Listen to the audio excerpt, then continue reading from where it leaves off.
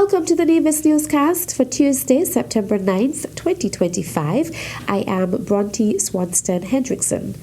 The following is a notice from the Registry of the Eastern Caribbean Supreme Court, Nevis Circuit. Notice is hereby given that Wednesday, September 17th, 2025 at 9 a.m. at the Magistrates Court at the St. Paul's Anglican Church Hall has been fixed as the date and the hour for the vetting of the jurors list of the Nevis Circuit for the 2025-2026 Criminal Assizes. Please note that the jurors list has been posted at all the police stations on the island of Nevis for ease of reference. The Nevis Island Administration will embark on a massive cleanup of abandoned vehicles across the island of Nevis. We have recognized that many people have these cars scattered around the yard, scattered around the neighborhood, sometimes parked on the public road and impeding traffic. We will use the tools available to the government by law to get those vehicles moved. The expectation is that we will fund the removal of the vehicles. We will take them to the designated place. We have contracted with someone who has brought in the equipment who will crush those vehicles, and we will export the metal. Premier of Nevis, the Honorable Mark Brantley, also spoke about the reasons behind the cleanup. The police have complained that these derelict vehicles around Nevis are used often to hide contraband, to hide weapons. The health department has complained that these vehicles are breeding grounds for rodents, for roaches, and for vectors like mosquitoes. It is in our interests, from a cleanliness point of view, from a health point of view, from a security point of view, and certainly from an aesthetic point of view, to clean up Nevis. Premier Brantley also noted that it is one of the ways the government is responding to the influx of vehicles. Just recently, we had news that in one day, 50 vehicles arrived at Long Point for the island of Nevis. One day.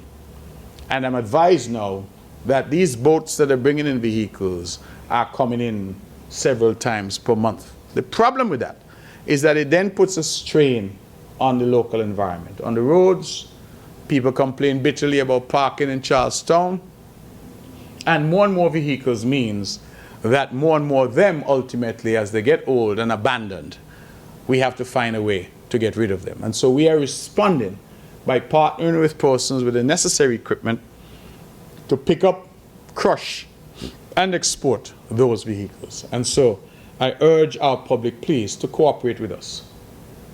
To cooperate with us. I see vehicles sometimes in bushes, completely overgrown now, with what we call it locally B-bush.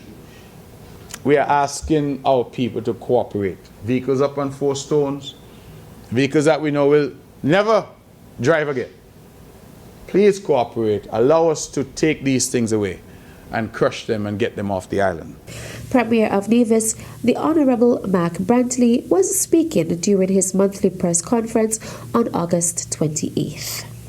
26 persons in Nevis were awarded on Friday, September 5th for passing the test of Chinese as a foreign language computerized adaptive test. 5 persons were awarded for passing Novice 1. 10 students were awarded for passing Novice 2, while 11 students were awarded for passing Level 1. The awards were presented by Minister of Education, the Honorable Troy Liburd, Premier, the Honorable Mark Brantley, His Excellency Edward Tao, Ambassador of the Republic of China Taiwan to St. Kitts and Nevis, and his wife. For the past 5 years, Taiwanese Cultural Ambassador Chen Chi has been teaching Mandarin Chinese as a second language in secondary schools in Nevis, as well as facilitating classes for adults. In this kind of limited learning hours and this kind of non-Mandarin speaking environment, you did absolutely really well. And your hard work really meets your grades. So just be like, Caribbean people, always born with natural confidence. Let the score sheet and certificate shine as well. So I shared it last year already, but still I would like to say again. When I was in their age, middle school students, my English was probably worse than their Mandarin is now. Really. But today, English brought me here to another part of the world. So I believe Mandarin can do the same, take you to anywhere that you want. So remember, every step in life counts. The ceremony also featured the rendition of the national anthems of St. Kitts and Nevis and the Republic of China, Taiwan by Winell Daniel, Ariana Daniel, and Nathan Daniel, as well as a bilingual speech by Kalia Isaac and Delijah Clark. 今天的这张证书不只是努力的证明，更增加了我们规划未来的信心。 Today's certificate is not only proof of our hard work, but a source of confidence that strengthens our ability to plan for the future. 或许有一天我们能到台湾学习、生活、探索更多可能性。 Perhaps one day we will have the opportunity to study and live in Taiwan, exploring even more possibilities. 谢谢台湾，也谢谢你为此教育部。Thank you, Taiwan. Thank you, Ministry of Education, Nevis. 我们会继续加油。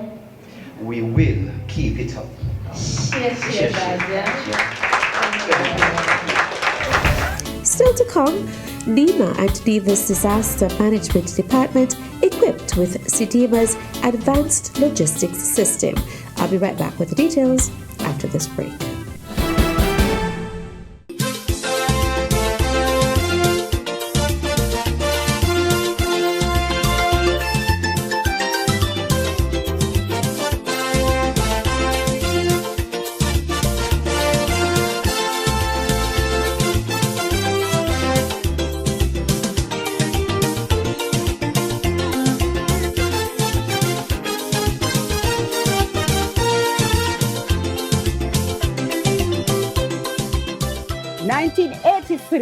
Is not just a beer.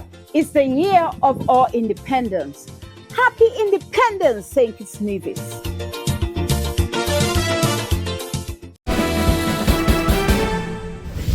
Welcome back. The National Emergency Management Agency NEMA and the Nevis Disaster Management Department NDMD, in collaboration with the Caribbean Disaster Emergency Management Agency SEDIMA and the U.S. government, successfully executed a comprehensive logistics systems workshop at the NDMD from August 26th to 29th. The system is a digital platform designed for the visualization and management of stockpiles across participating Caribbean states. Kyle Francis Thornhill, logistics specialist based at SEDIMA's Coordinated Unit Barbados office, said since 2019, the system has been significantly used to support regional responses. Its continued rollout in collaboration with participating states ensures that logistics, warehousing, and inventory management are fully integrated into regional disaster response mechanisms, enhancing their collective ability to respond quickly and effectively. Disaster management officers, stakeholders, and operations staff are trained on the system before transitioning to live operational use. The main goal is to build and strengthen logistics response capacity at both the national and regional levels. The training continues to increase the quantity, quality, and readiness of skilled personnel available to St. Kitts and Nevis in particular, and to the wider Caribbean region in support of disaster management responses to hurricanes and other emergencies. All groups and clubs who are interested in participating in the ceremonial parade to mark the 42nd anniversary of independence of St. Christopher and Nevis are asked to be present and punctual for the practice sessions. The remaining practice sessions will take place on the grounds of the El Camino T-Willet Park at 4 p.m. on Wednesday, September 10th, Monday, September 15th, and Wednesday, September 17th. And that's it for this edition of the Nevis Newscast.